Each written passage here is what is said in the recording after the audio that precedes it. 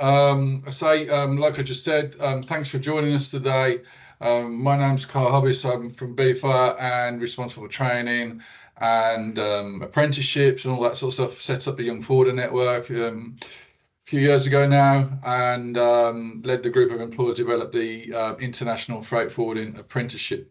As we all know, or if you don't know, this week is National Apprenticeship Week, and that's why we are doing this event. And we had a really nice event yesterday with young people. If you missed that, we recorded that, and we plan to put that out there tomorrow, so you can go and see, if you missed that, see what young people think that will finish their apprenticeship, and hopefully it was giving some words of advice to even younger people, those new to the industry. So first of all, I'd like to thank our guest speakers today from Seetec and the Skills Office Network for joining us and giving us their insight. They can introduce themselves when they get to their pieces, if that's okay. But just a little bit of housekeeping. Please fire any questions into the chat box. We've got a few sent in, and thanks for those that have sent them in, and we'll cover some of them at the end. Or any that have been sent in the last 24 hours, we haven't got, but if you fire them into the chat box, and we'll pick them up at the end. So we do welcome questions and some interaction. For the benefit of just sound and visual, keep your mic on mute, and then obviously if you want to ask a question, raise your hand and unmute, and then we can deal with those as they come in. So today's objectives of this is we're going to break it into three sections. We're going to Seetec talk about standards that are available in transport and logistics, whilst BIFA actively got involved and drove the implementation of the International Freight Forwarding Apprenticeship. There are others out there, and Seetec get involved in that, and then they'll talk quite generally about apprenticeships in general and from their side.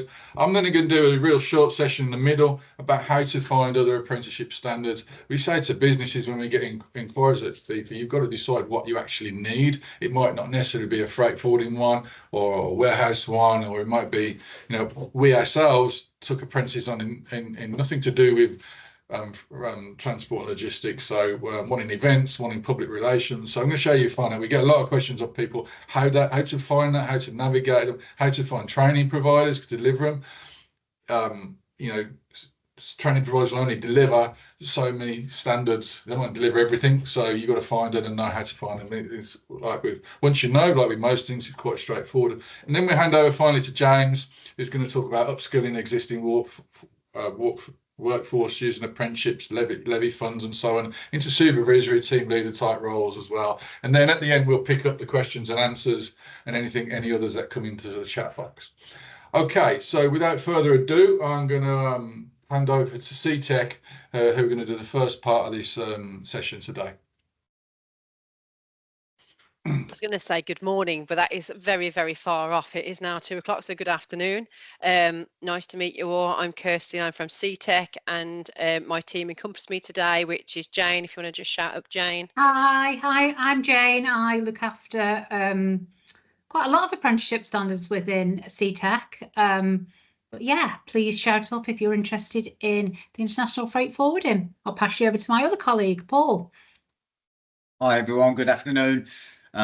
Great that all of you could join this. I work with Carl, I work with Seetec for freight forwarding and the other transport and logistics programs Seetec provides. So yeah, same as Jane really. Brilliant, thank you both. And just before we get into apprenticeships and what Seetec offers, and James gets into the upskilling, more of those senior qualifications, I'm just really intrigued to explore what was your reason to join this webinar today. So if you don't mind taking a couple of seconds to put in the chat just why you're here, and what you wanted to get out of it, or what you're comfortable sharing with me, that'd be amazing. Yeah.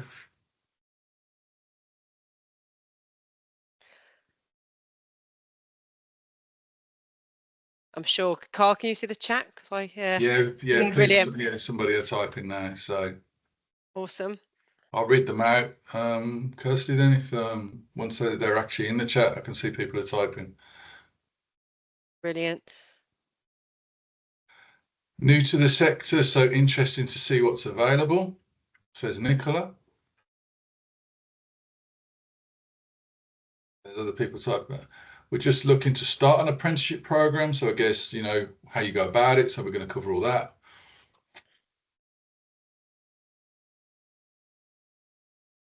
Brilliant. Someone else typing at the moment. So let's wait. No, they're not. Yes, they are. Still typing.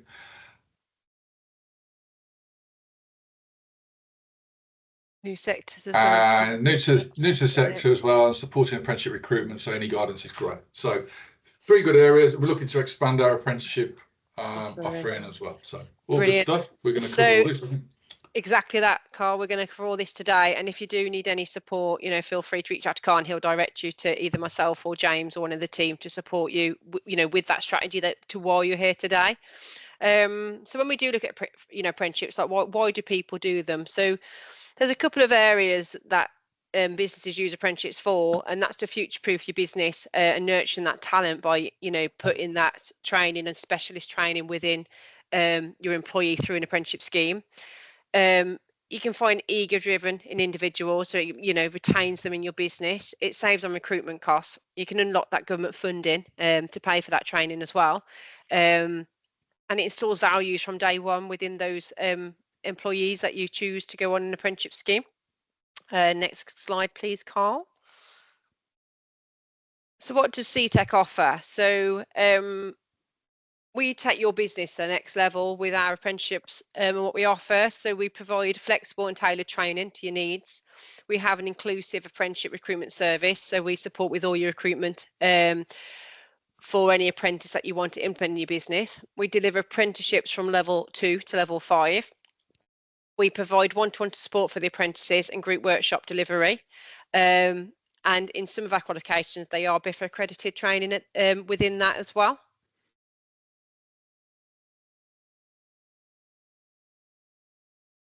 So what we thought would be really, really useful is to kind of categorise some of the areas in your business and what qualifications you could like map towards them.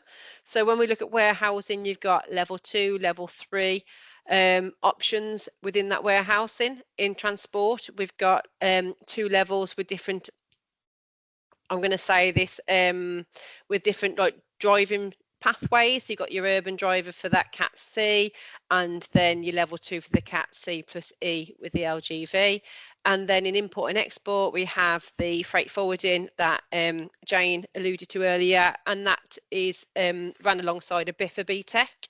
And then you've got your back office teams for your level 2 and level 3 in customer service, your business admin, and any credit controlling. And we provide all those apprenticeships for you. Have you got any questions at all, or any clarity that anyone would like to go through? No, Jane, Paul, anything you'd like to add? Only that obviously we do upskill your existing staff, and I think Kirsty covered that off actually. So we obviously offer the free recruitment service, but then we do upskill existing staff as well. So it's very much a training program and apprenticeship. It's yeah, so that's what we offer really, and they are great apprenticeships. Brilliant. Okay. Thanks, Carl. So again, we've got some questions, some things you touched on there about the levels. Was that the international freight was level 3 equivalent to A level, and you talked about the recruitment side, and I'm sure there's some questions relating to that. So we'll be able to pick those up at the end, and then people might, we get a lot of questions about the recruitment side into BIFA as well. And but we'll see where the questions take us, and then anything that if you think we haven't covered right at the end, we'll be able to answer those. So I'm just going to then do the little bit. Like I said right at the outset, we get a lot of people contact us at BIFA. Where do I start with apprenticeships? And the first thing say, well, what do you need? What type of role do you need? And not necessarily people want or need an apprenticeship in transport and logistics. What Kirsty and the Seetec team have just shared, they might need something else for their business. And it's about you might need a different type of role. You might need someone in finance, IT, and so on. So just give me a sec. I'm just going to break my screen for a second, and you should be able to see now the search for an apprenticeship page on your screen now. So a lot of people don't know where to start, and but just for the on the left hand side here, you have 15 different routes that any apprenticeship that's standard that gets approved by the Institute for Apprenticeships and Technical Education gets put and bracketed under a route. So the international freight forwarding one, for example, gets bracketed under transport and logistics. I'm not going to click on that one, but what you need to do then is you can obviously go and look on there, but it's knowing where you look next, really, when you don't need that one. So I will use one that we did at BIFA, or I'll just pick a random one, to be honest, because let's say I will click on the transport logistics, changing my mind, and then you click on transport logistics, and it brings up all the standards within that. What you really need to do is then double click the standards approved for a delivery, because no point picking a standard that's not approved. The approval process to get an apprenticeship signed up takes months, and you can see all the types of apprenticeships here that fall into the transport logistics, aviation flight operating coordinator. Somewhere here there's a pilot as well, boat master, the first officer pilot. So you can see all these things are in there, and I might have gone, is it past the freight forwarding one there? It won't have, but then I get international freight forwarding specialist. So you can see here now, there's approved delivery in 20th of April 2018. It's a level 3, it's equivalent A level, and it's going to take a minimum of 18 months to complete. The funding, how that works, that's £9,000 to deliver the apprenticeship. So if you're a levy payer, you use your levy funds to pay for that, and if you're a non-levy payer, you pay 5% of that, and then either the training providers will work out how they get the rest, but that's for them to deliver the program over the 18-month period. You still have to pay the apprentice a salary and any associated incentives that you'd want to do that. So that's what the funding means, and every apprenticeship standard gets that funding band allocated when it gets approval, and then it has to go through a refunding 3 or 4 years later as well. But if we look at the international freight forwarding one, then it goes in and gives you all the details. And then what you really need to do, you need a training provider to deliver the program. So the likes of Seetec, the likes of the Skills Office Network, and there's others out there as well. But you can find apprentice training providers that deliver this standard. Now, this is a specialist standard. If I click on there, it'll take me somewhere else, and then you can go and find the companies that deliver. You can see Seetec are listed, Skills Office Network are listed, and so on. And it's a case of you then just picking a company that you want to work with, ultimately a supplier to you, but then the recruitment, Seetec say they offer the free recruitment, they do, but you can also, one of our advices to members is to sort of get your hands dirty and do this bit yourself as well, because there's ways you can do it as well. So that's how you find an apprenticeship standard. Let's look at one that's not transport and logistics, and I don't know, let's look at the business and administration, for example, see what's under there. There's probably loads under there. Now I'm trying to, let's say you said, I want to say if you're a big company, so actually we want to put someone into our learning development team and or HR team to help develop learning, and you'd click on this then and see find apprentice training provider that deliver this, exactly the same thing, and then you can, here there's 71 companies that do this, so then you can then filter that down per company and then try and find one close to where you are. You can see some reviews here, obviously, and so all providers have to go through let's say an approval process to become an approved main delivery provider. I think that's to make sure that or certainly what I don't think I know, that's to make sure that there's no companies on there who are there to just like make a quick buck and disappear and then leave apprentices in the lurch. So we have to go through due diligence from our suppliers as well, like Seetec and the Skills Office Network. So yeah, and this is how you find the standards, really. If you think, and there's lots of them there, as you can see, lots of the business admin if you went like the business administrator, there'd be loads of companies available to deliver that, but you then start ultimately. When we had one of our apprentices did public relations and communications, and we looked at the training providers that could deliver it, and ironically Seetec were one of them, so we decided to speak to them, obviously, because but then we had one doing event management. Seetec didn't do that, so our events department had to find a training provider who could, you know, manage the program for the period of time and act as our young person's coach for that. So we just had to decide which company we would decided to use, really, because Seetec and any providers within the transport logistics sector didn't offer it. So that's how you find apprenticeships. We'll no doubt we might touch on this in the next bit, if not certainly at the questions. You can then, if you're a non-levy payer, you have to then get your digital account set up, and it's not that difficult. We had to do it at BIFA. We're a non-levy payer. Seems a bit daunting, but it's not. And that's where you can also post your job for free as well on there. So, but all training providers, I'm sure, would help you, guide you if you were not sure what to do. But yeah, that's one thing we made a mistake of with that was we didn't check one of the fields that said accept overseas applicants, even the job was based at Heathrow. And then all of a sudden we got loads of applicants the next day. They were from India, Africa, and all sorts. So we made a bit of a schoolboy error there. But anyway, I'll go back to the slideshow if that's all right. And then we'll pick off and hand over to James. Thanks, Carl. Afternoon, everyone. Thanks for taking time to attend the session today. I'm just going to touch upon upskilling existing workforce. I'm James Billingham. I'm one of the directors of Skills Office Network. We support training providers doing a lot of the back office things, but also around quality assurance. So we do a lot of things like mock Ofsted inspections. But then we've also got our own apprenticeship division, which is logical training, and we specialise. My background's freight, so we specialise in freight forwarding and also management with a freight sort of angle on it. That's management team leader and a level 5 as well. But what we want to focus on now is actually how companies, different employers who use apprenticeships to upskill their existing workforce and why they do that. So I thought it'd be good to just go through some of the myth busting and fundamentals about apprenticeships, and those have changed this week, so it's quite sort of hot off the press this week in terms of government announcements. Why do some companies use apprenticeships to upskill? So every company will have a different motivation, but it's really understanding what real value you're going to get out from the apprenticeship program, because it is an investment.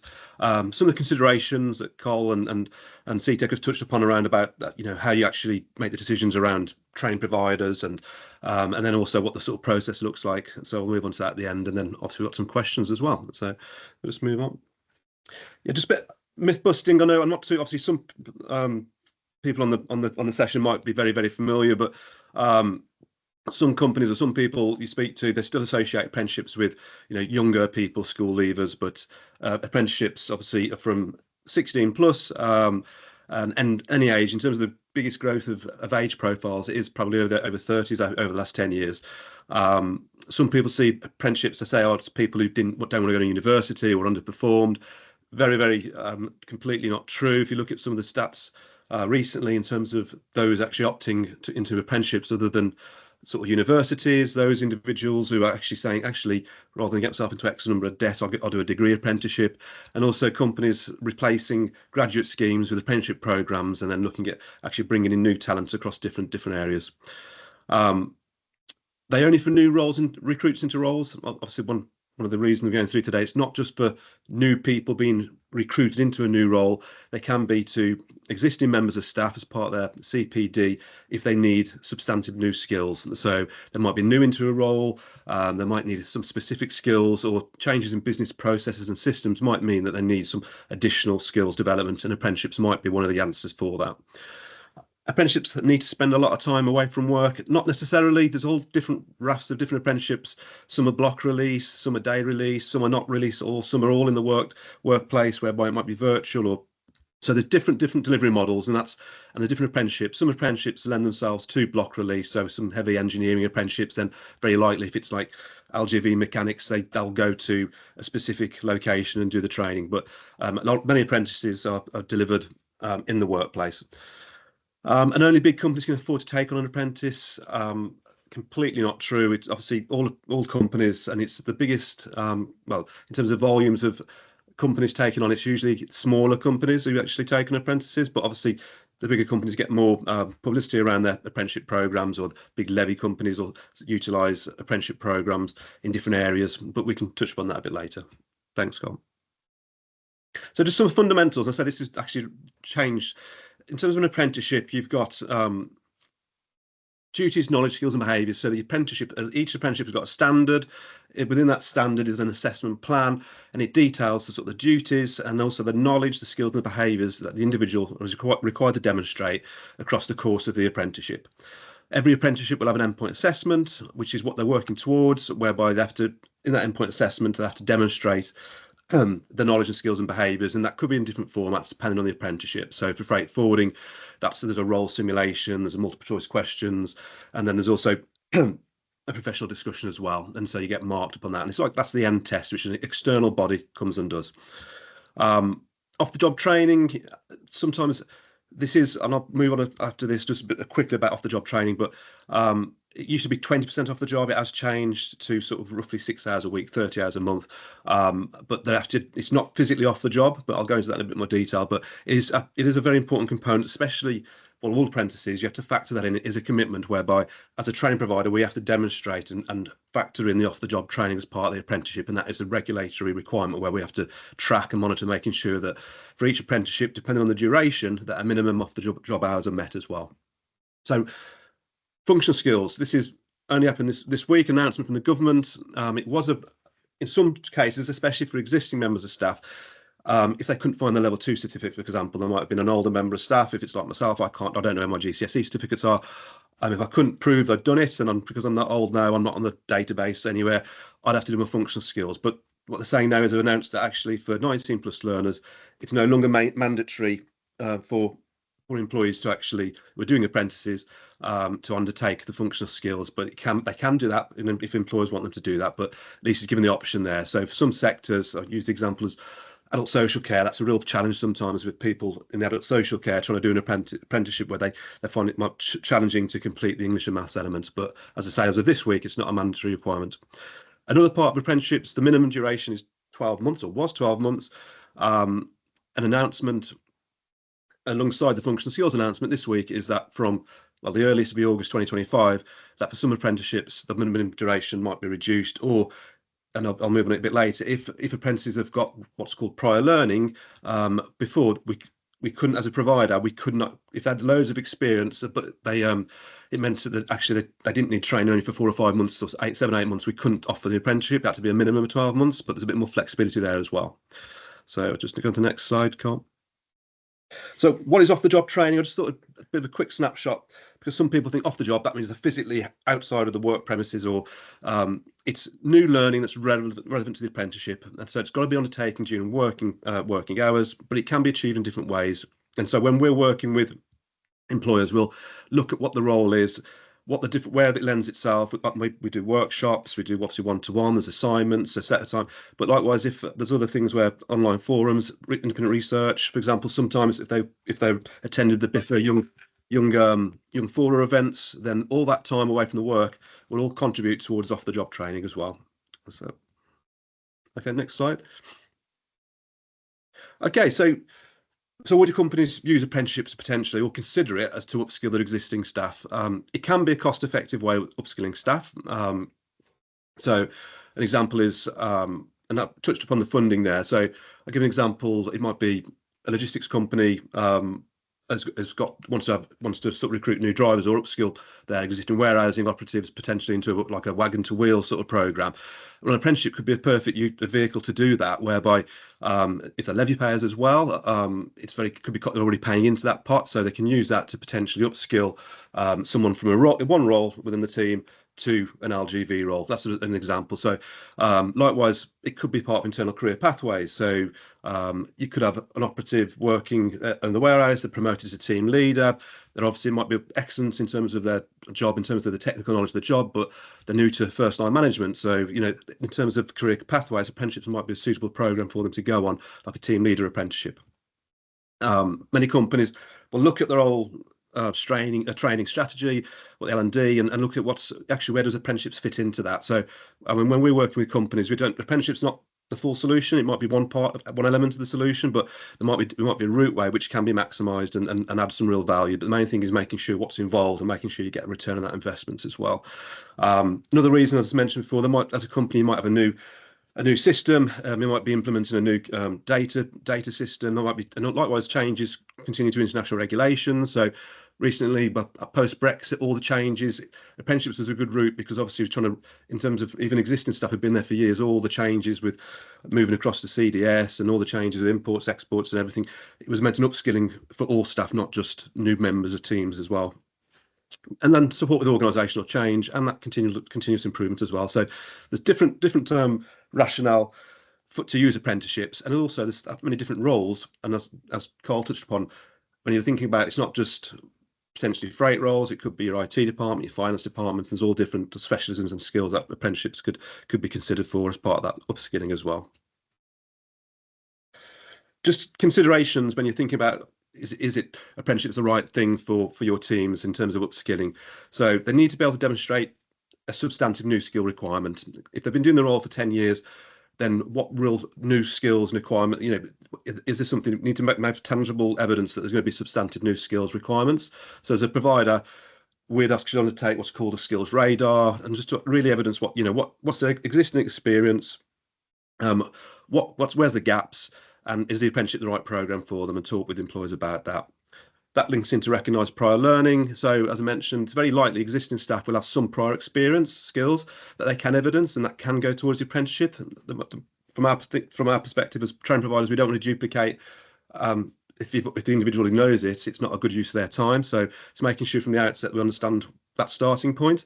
But if they've got recognised prior learning and conversations with the tutor, confirm that, and there might be evidence of certificates they've done before, it means there can be a reduction in the duration. So potentially from August, that could be potentially down to 8 months if they're from a 15-month apprenticeship, for example, if they've got evidence of prior learning. And it also reduced the price as well. So understandably, if the maximum price of an apprenticeship, say for freight forwarding, was 9,000, but the individual's got already prior learning, done a BIFA course that could be mapped across, then they could feasibly complete the apprenticeship in 14, 15 months. And that would reflect a reduction in the price as well. And as I mentioned before, functional skills, it's no longer a mandatory requirement to be evidenced prior to the endpoint assessment. And this was previously a barrier for some existing staff. So we expect from the announcements this week that actually this might make people think more within companies to think actually some of the barriers before. So we work with some companies when they spoke to their staff to say, looking at, for example, management development, when some staff realise, I don't really fancy doing the functional skills, at least it's the onus is actually to the individual stroke employer if they want to actually complete that functional skills element. So that's completely, I said, new this week. So it's something else I'd be considered for companies when they're looking at upskill staff as well. Next slide. I just mentioned that, yeah, that scenario I referred to it earlier. So, and we see this a lot, especially across all sectors, but I know within logistics, I've seen it a lot within freight forwarding companies. You often get someone who's the most experienced, perhaps import clerk, and they absolutely know their job back to front, and they might get then promoted to a team leader, but they haven't. That's the first time they've actually had to sort of, actually manage people. That could be managing teams, managing conflict, undertaking appraisals, managing budgets. So they've got the experience in the sector knowledge, but in terms of management, it might be where they've got some gaps, and an apprenticeship could be a perfect opportunity to get a recognised qualification, apply it to the business as well. So, for example, on the team leading apprenticeship, you've actually got the opportunity to undertake a project that's linked specifically to your business, so adding some real value and that return on investment. And as I say, you can actually tailor the programs to the company as well. That's what we try and do on the freight side. Is yes, it's management standard, but how we can align that to the freight examples, freight scenarios as well. And the next slide. Choosing a training provider. You had some questions, like Carl said. Don't just go in there with one, thinking, there's different providers, and we always say this: speak to ourselves, speak to Seetec, speak to other providers, and actually make an informed decision. Every provider will have strengths and potential weaknesses. There might be different preferences. So some of the questions to ask, do you want the apprenticeship tailored to your business? So there's, ourselves will have a generic delivery model, but then likewise with companies, they might want specific workshops, they might want to add a focus on specific areas. So have a look at what specifically you want and speak to your provider about, potential provider about what that looks like. What is a program delivery model? Do you want face-to-face elements? Do you want it all virtual? All these different questions that you can ask providers and see how they deliver that. What added value do they provide? Sorry, what added value they provide? Just to cover up things like, it's not just apprenticeship. What sort of personal development courses do they add on there? Other additional courses it could be like time management, mental resilience, health relationships, all these different things that providers can offer, and just understand what added value will they be providing for the apprenticeship. As I said, how will it be delivered? Ask to see the resources, say, actually, can I see some resources? It's, we're proud of our resources. We always say to employers, we want to showcase our resources, have a look at some of our workshop material, have a look what you think. So really speak to the tutors, find out how they're going to report on the apprentice's progress, what the success rates are like, what the Ofsted inspection report's like. And also, you don't have to choose one provider, choose different specialist providers for different functions. So you might have one provider who does finance, one who does freight, one who does procurement, but it's trying to get the best provider who's going to actually meet your business needs. So thanks, Scott. Yeah, as I mentioned before, so our apprenticeship division is logical training. Our focus is freight forwarding.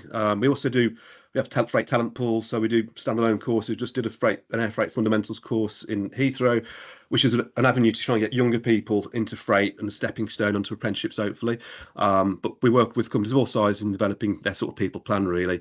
And if you want more information, as I say, just drop me a line or via Carl, and look forward to hopefully just guiding and giving advice where we can, really. But thank you. And I think we're on to questions. Thank you, James. So, and thanks, Seetec, at the beginning. We've got some questions that are sent in now, so we'll just pick these up if any of the Seetec team or James want to answer them, or if I can answer them, I will. So, and if you've got any specific questions now, just stick them in the chat box and we'll get to those as well. So, first one is about how much administration's involved.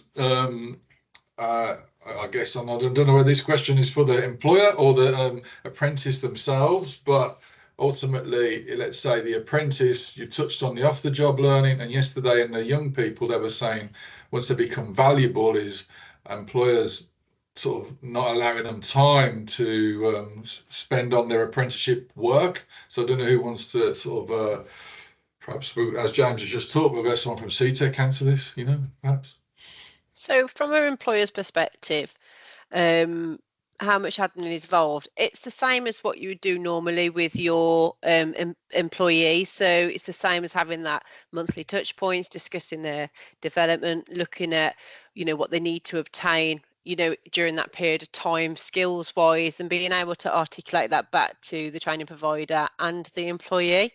When it comes to admin, I think it's more around that responsibility around giving that feedback and giving that motivation to the employee to be able to do that quality of what they need to do to learn those new skills, knowledge, and behaviours that James alluded to off the job.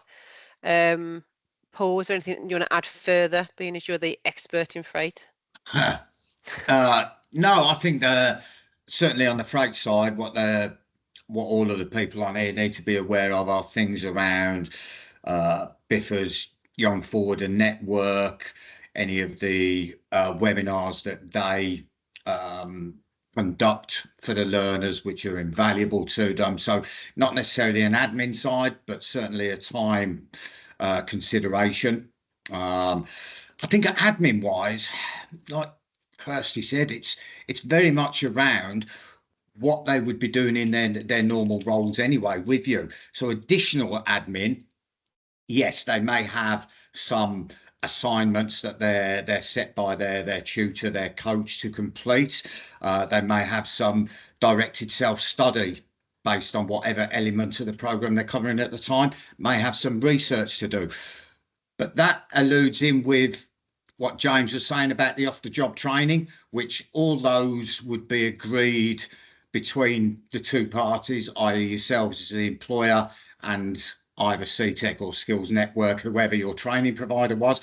Those would be arranged and agreed at the start of the program, how we were going to evidence that. So yes, my advice is always to be able to allocate whatever the learner feels they need time-wise. I would suggest that it's good working practice for you to allocate 2 or 3 hours a week where they can sit in a quiet space, concentrate on their apprenticeship work, whatever part of the apprenticeship they're doing at that time.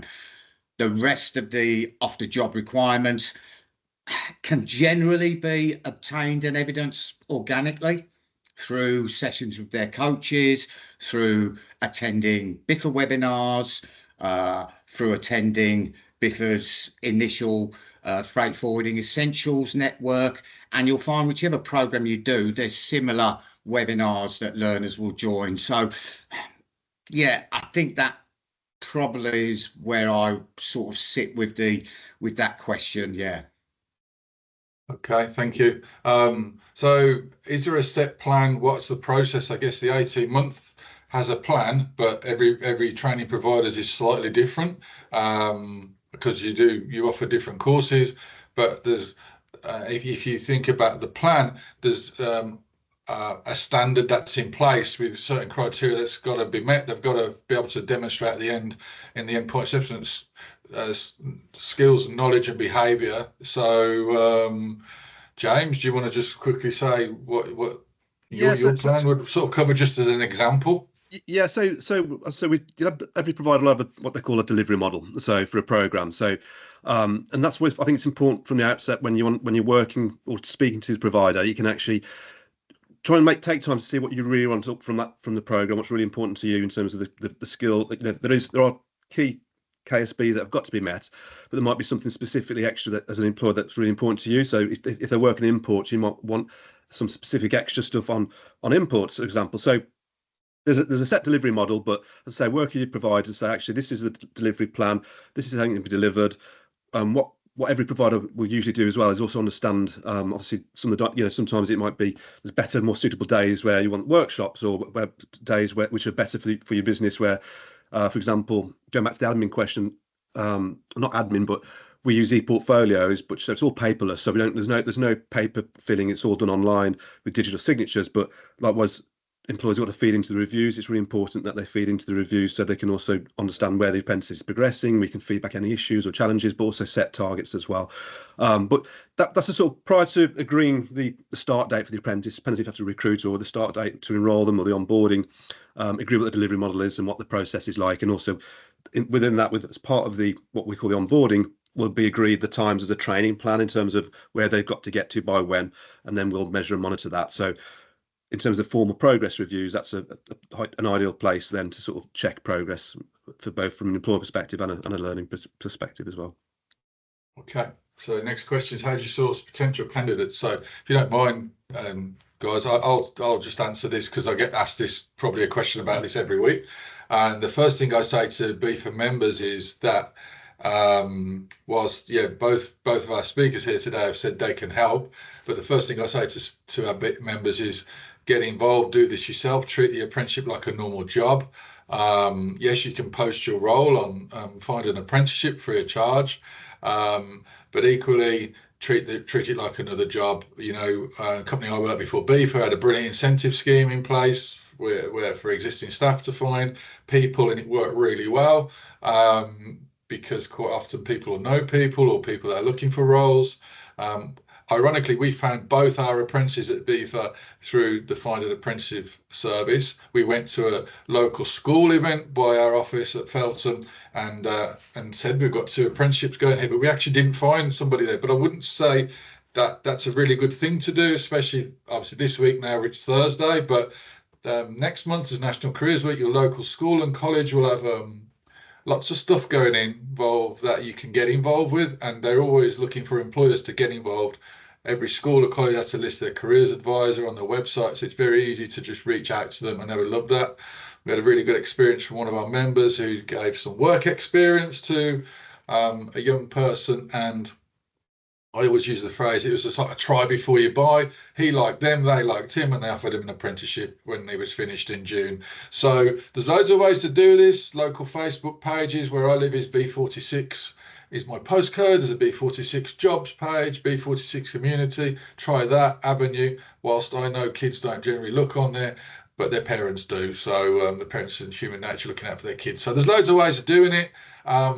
We don't have a pool of talent at BIFA that we get asked that probably every other week. Do you have a load of people on your books is a phrase we get, but no. But the training providers, our guest speakers, they will probably know what roles are open and also can sort of help, definitely, of course. But my point is that just don't take the easy option and do a bit of work yourselves, would be my point.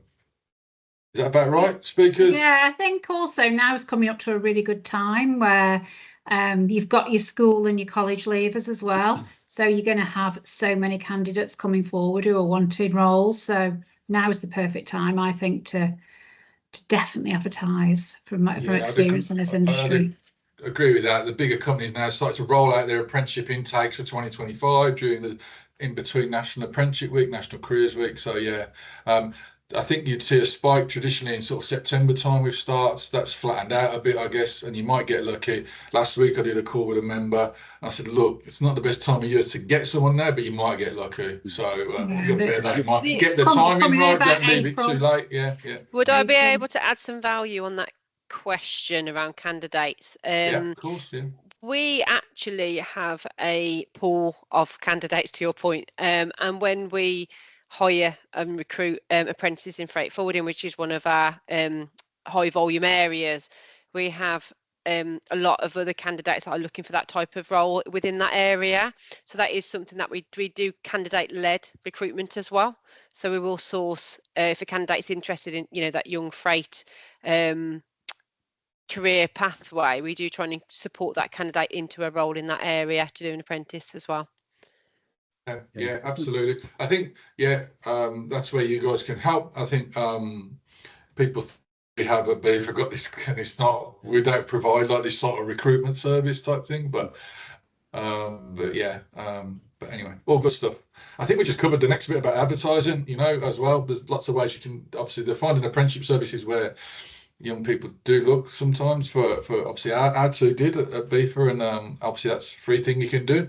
And once you get your apprenticeship set up, you have to advertise it within the portal, put it in the portal anyway for whether you're a levy payer or non-levy payer. So we like to pop, sorry Carl, we like to put on LinkedIn as well, because obviously we've all got good networks, so we do like to circulate on LinkedIn as well. We find that really works really well as well.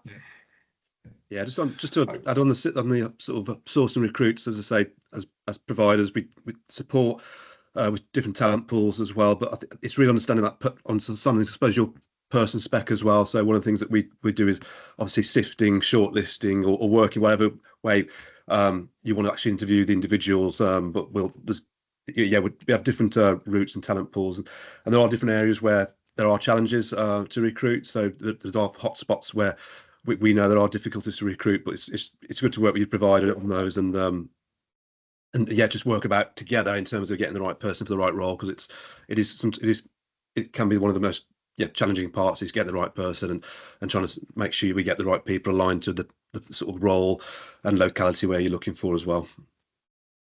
Yeah, and that's fair. Obviously, Joel's made a comment saying, I think it's fair to say that majority of people who work in the logistics industry say, I've no idea I ended up in the industry. So it's good to hear that you've got the pools of people who are actively looking at coming into this industry already. Yeah, absolutely, definitely. It's funny, that gets said all the time, actually. But it's an industry, I think, once people are in it, they don't come out of it. It's, it is a really nice industry to work in. There's some really good, some good Generation Logistics, some really good initiatives out there. If you haven't come around, Generation Logistics is really got different initiatives, got lots of employers on board, but really promoting logistics careers across all the different modes, and freight forwarding is one of those as well. But if you haven't come across it, it's worth looking at your ambassadors and different roles that you could get involved in as well. But so it's if you haven't come across it, it's worth having a look at as well. I think, to add to that is the logistics industry thinks it's the only industry that young people don't know about. And I can tell you it's not. Other industries have the same challenges. I go to sort of meetings that are run by the Institute for Apprenticeships and everybody's saying the same. What the industry needs to do. Now, the big companies are good at this, got future talent managers and things like that doing all this good stuff. But where I live in Birmingham, the big employers around by me, Birmingham Airport, Jaguar Land Rover, National Exhibition Centre, and a few of the bigger hotels, the schools and colleges know all about those companies. They know them companies. What they don't know is all the small, medium enterprise out there. Most of BIFA's members, 78%, have got less than 10 employees. So I would urge you to do one thing a year and go and reach out to your local school. If you've got a vacancy coming up, or college that's closest to your branch, and do something, it would make a big difference. Everybody needs to play their part to raise their profile logistics. And you're absolutely right. Generally, once people are in the industry, they find it interesting and stick with it, you know. So it's definitely so. If I had my time again, I'd actually go into it. I think it's so interesting. Yeah. So out of the funding work, I will just I think we just touched on this, but let's use the international freight forwarding standard. You saw earlier that it's £9,000 to run the program for 18 months.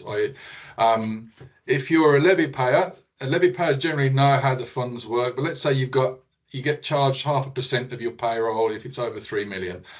Let's say you've got £18,000 worth of levy funds, you could afford to fund 2 international freight forwarding apprentices.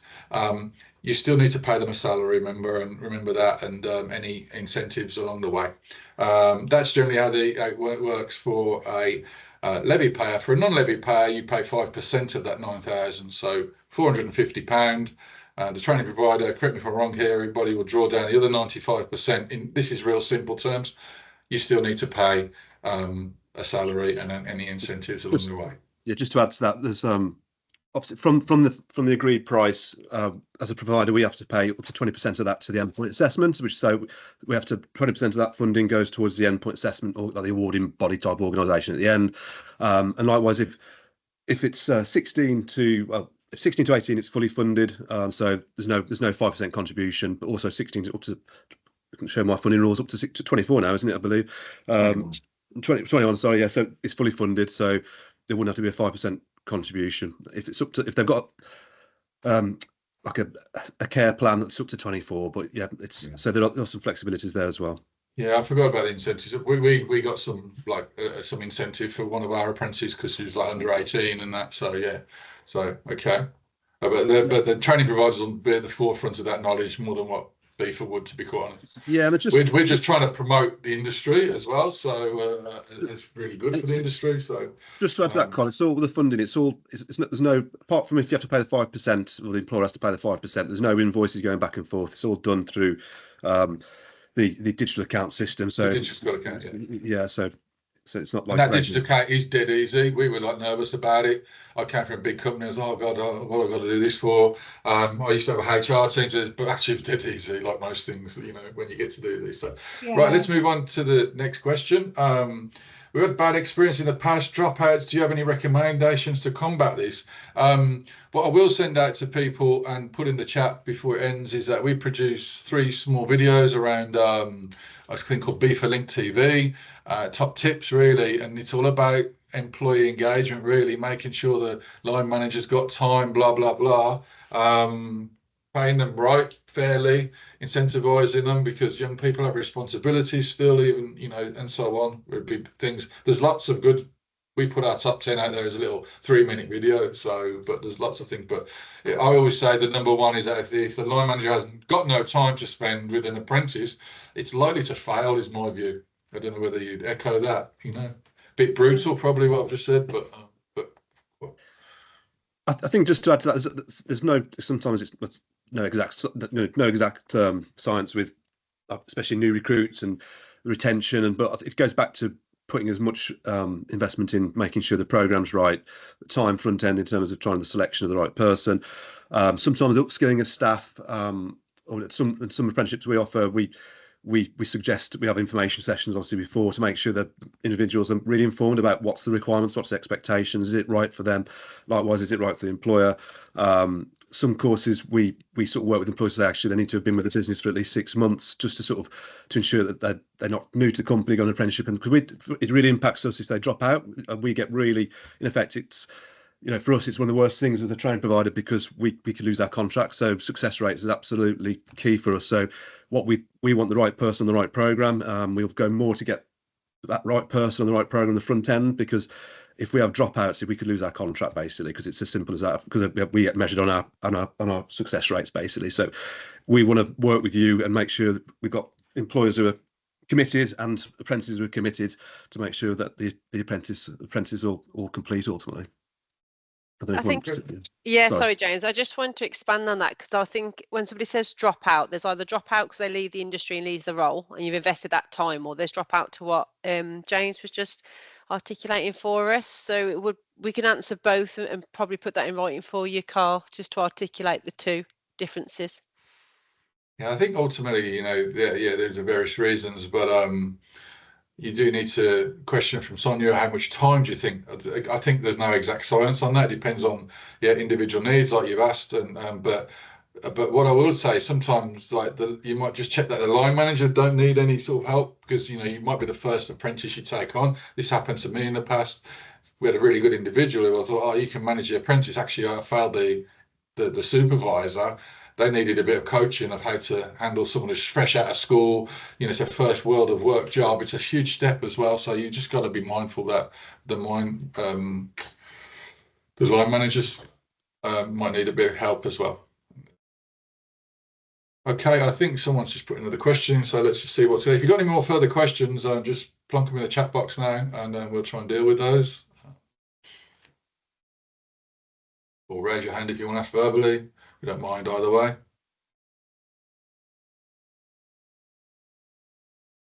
We'll be happy to take on anybody who wants to know more anyway as a one-to-one consultation to support them. I'm sure James would extend the same. Yeah, and like Sonia's question though, about how much time, I say it is different on the individual. I'll say upskilling them, obviously they're already with the business, so probably require less time. If it's a new recruit, sort of like that learning curve, isn't it? You find that front end, they're doing a lot of sort of potentially shadowing or mentoring, so they might need more time initially, but it is down to the individual and also the company, how they want to support the apprentices as well. But a good point by Carl. What we also do is we make sure that whoever the line manager is, we support our tutors as time with them before they even start, to make sure we can manage expectations, understand. That was something our apprentice Brooke, our first, she said this yesterday on the call with the young people, that her line manager was in touch with her before she even did her first day, because they wanted them, they was nervous, they didn't know. So you can actually do a little bit of work that might go a long way before they even step foot through the door, really.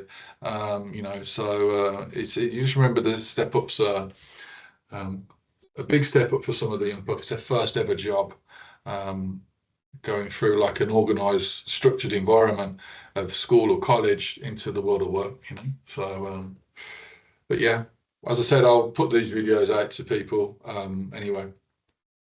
So we've got Jessica's typing, so let's just see what that was, and then I think we're good.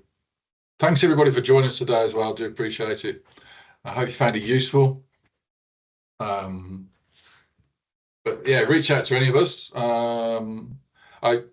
Jessica's got to go, so okay, so that's good. I'd just like to say again, echo thanks for joining us again, what I've just said, and thanks for our guests James, Paul, Kirsty and Jane today, for giving their time up. We do really appreciate it. All right, okay. Thanks, Carl. Thanks everybody. Thank you. Thank you. You. Bye bye.